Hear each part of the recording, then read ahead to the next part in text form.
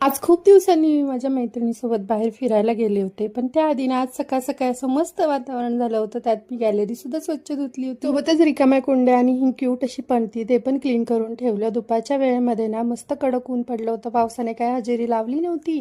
मग एवढे सगळे कपडे मी गॅलरीमध्येच वाळत घातले. दुपारच्या जेवणामध्ये मस्त चण्याचा रस्सा बनवला होता आणि त्यात ना मस्त अशी भाकरी कुस्करून खाल्ली. कुणाकुणाला असं भाकरी कुस्करून खायला आवडतं मला कमेंट करून नक्की सांगा. संध्याकाळच्या वेळेत ना माझ्या बाजूला माझी मैत्रीण राहते, तर तिला काही खरेदी करायची होती, तर ती मला म्हणाली की चल माझ्यासोबत येतेस का. मग मी काय एका पायावर तयार झाले. तर तिला घड्याळ दुरुस्तीला टाकायचं होतं, सो आम्ही घड्याळच्या दुकानामध्ये गेलो. तिथे 5 मिनिटात तो दुरुस्त करून देतो म्हणाला.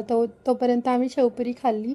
शेवपुरीची टेस्ट खूप छान होती. इथे मी माझ्या मैत्रिणीचा चेहरा दाखवलेला नाहीये व्हिडिओमध्ये, कारण मी तिची परमिशन घेतली नव्हती. शेवपुरी खाऊन आम्ही गेलो इमिटेशन ज्वेलरीच्या दुकानात. इमिटेशन ज्वेलरी तर सुंदरच होती, पण नेलपेन्सचे कलर्स पण छान होते. माझ्या मैत्रिणीला नेलपेन्स घ्यायचं होतं, सो तिने ते ट्राय केलं आणि नेलपेन्स घेतलं. काही ज्वेलरी घेतली आणि तिचं वॉच घेतलं आणि ते घेऊन आम्ही घरी आलो. संध्याकाळी मी आणि माझ्या मिस्टरांनी दोघांनी मिळून छान जेवण केलं आणि दिवसाचा शेवट असा मस्त पेस्ट्री खाऊन केला.